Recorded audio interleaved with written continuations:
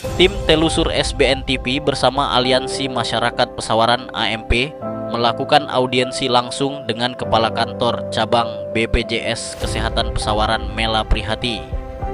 Audiensi ini menindaklanjuti banyaknya aduan masyarakat terkait pemutusan kepesertaan BPJS PBI APBN secara massal. Sebanyak 22.500 warga Pesawaran terpaksa kehilangan akses BPJS Kesehatan gratis sejak Mei 2025. Sebagian besar dari mereka adalah lansia, janda, hingga warga miskin tanpa penghasilan tetap. Siapa yang bertanggung jawab atas hilangnya hak dasar ini? Kenapa warga yang masih layak justru dicoret dari daftar penerima? Kami ditemukan banyak warga yang masih layak justru tidak lagi tercover. Mereka tua, miskin, bahkan tinggal di rumah yang nyaris roboh. BPJS Kesehatan menyatakan pemutusan dilakukan berdasarkan Surat Edaran Kementerian Sosial Nomor 80 Tahun 2025. Data yang menjadi dasar pemutusan bukan dari BPJS daerah, melainkan dari pusat melalui DITISEN yang sebelumnya dari DTKS, Sistem Data Sosial Terbaru Kementerian Sosial, bukan semata-mata kewenangan secara sepihak dari BPJS. Akibat kebijakan ini, capaian Universal Health Coverage atau UHC Kabupaten Pesawaran pun menurun, sementara ribuan warga miskin terkatung-katung tanpa perlindungan kesehatan. Lalu, bagaimana mekanisme pendataan yang sebenarnya? Siapa yang akan bertanggung jawab atas data yang keliru? Dan kembali muncul tanda tanya besar, apakah ini diduga lantaran ketidakbecusan dinas sosial untuk memverifikasi data di tingkatan bawah? Karena faktanya banyak yang masih layak menerima BPJS gratis justru dicoret.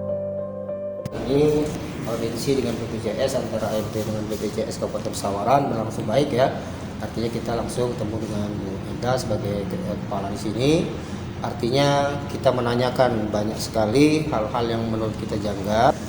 Karena itu karena ada pengaduan dari masyarakat, adanya pemutusan sekian banyak. Dan kemarin per tanggal 20 Mei ya kan ada 22.300 di Kabupaten Pesawaran ini menyebar di seluruh desa.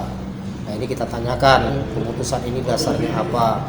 Padahal kita kemarin AMP melakukan penelusuran dan pendataan di 4 kecamatan, masing-masing kecamatan 3 desa. Ini ada sekitar 30-40% masyarakat yang masih sangat layak, bukan layak, sangat layak untuk mendapatkan pelayanan BPJS gratis yang dari pusat ini. Nah, hal ini kenapa bisa diputus. Nah, dia juga tadi menyampaikan bahwa itu artinya memang semua itu BPJS yang memutuskan, tapi berdasarkan data yang dikirim dari Kementerian Sosial. Dari sini ya dari dinas sosial lah ya. Nah, nanti juga berkaitan dengan ini ya itu tadi kita akan ke dinas sosial juga, kita pertanyakan juga apa dasarnya gitu kan. Nah, kemudian yang kita tanyakan juga hal yang sangat janggal yaitu tadi paskes atau masyarakat ini kan sering ribut ini ketika mau berobat. Nah, ya sakitnya memang sakit ringan ya kan, misalnya diare nih. Nah, dia ini tidak bisa dirujuk ke rumah sakit, karena kalau dirujuk ke rumah sakit pembayarannya sekitar 3 kali lipat dari, artinya kalau tidak di puskes ataupun di klinik-klinik.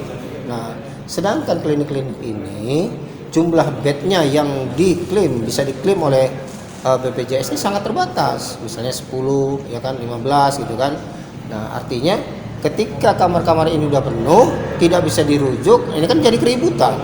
Saya ini sakit gitu kan istilahnya, dirujuk kamu orang nggak mau, dirawat di sini katanya penuh gitu kan. Nah, ini juga menjadi permasalahan, tapi sudah diterangkan lah nanti ininya. Dan ini juga kita akan tanya juga nanti ke dinas kesehatan ya kan, kebijakan-kebijakan ini semua.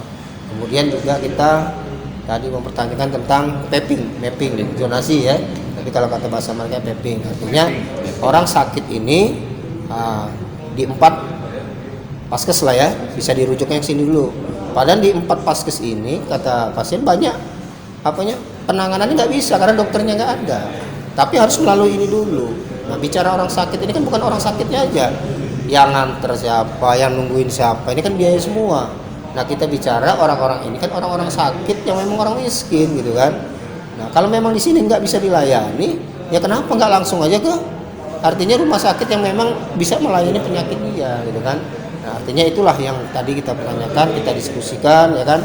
Nah, ini kewenangannya di mana. Nah, kalau masalah mapping ini bisa nanti artinya diselesaikan di daerah.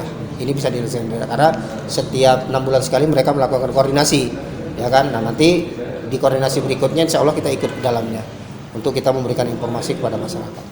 Bang, ini kan BPJS beralasan memang benar dia BPJS memutuskan 22.300, tapi dasarnya adalah data dari Kemensos. Ya. Kementerian itu kan ngambil datanya dari provinsi turun ke daerah, kabupaten, kota, dan hingga kecamatan dan desa. Ya. Berdasarkan hasil analisis kita di lapangan bersama dengan teman-teman, siapa pihak yang paling bertanggung jawab di dalam melakukan updating data yang memang ini terkesan tidak serius? Ya jadi itu kita pertanyakan tadi. Kita kan ini mau nyari sih siapa yang bertanggung jawab atas putusan ini. Nah, memang sih dari Kementerian Sosial berdasarkan data ini, data dari desa SIG-NG itu tadi. Nah, sedangkan kita telusuri kemarin, para operator SIG-NG di kabupaten kita ini honornya cuma 150.000 per bulan. Dia harus tahu siapa yang lahiran, siapa yang meninggal, siapa yang pindah, siapa yang diterima jadi P3K, misalnya PNS itu kan. Ini kan harus update terus, ya kan? Nah, dengan honor yang cuma 150 memang ini nggak berjalan. Maka sebenarnya kalau data SIG-NG yang dipakai untuk sebagai acuan ini konyol kalau kata saya. Sangat-sangat konyol, apalagi memang misalnya aparatur desa yang disuruh. Kita tahu sendiri, ya kan, politik paling keras itu di desa. Ketika masalah bantuan, maka kepala desa nyarinya siapa kemarin jadi saya yang pro saya, keluarga saya dulu, ya kan. Nah, itu yang menjadi makanya banyak orang mampu yang tercover dapat bantuan ini dan bantuan ini, sedangkan orang-orang yang benar-benar membutuhkan tidak tercover dengan program-program tersebut. Nah, ini permasalahan saya kira. Nah, ini AMP akan menseriusi ini. Nanti setelah kita juga besok kita kirimkan surat audiensi ke Dinas Sosial, Dinas Kesehatan. Kebijakan ini kemana? Kalau memang harus ke publik, harus ke pusat, sehingga apa-apa yang menjadi permasalahan untuk orang sakit yang notabene miskin bisa tercover lah, bisa terselesaikan, saya kira seperti itu. Tim Telusur SBN TV bersama AMP akan melanjutkan investigasi dan audiensi ke Dinas Sosial untuk menggali lebih dalam dasar pemutusan dan mekanisme pendataan yang digunakan. Apakah ada kelalaian atau justru ada permainan data? Dari Pesawaran, tim Telusur SBN TV mengabarkan.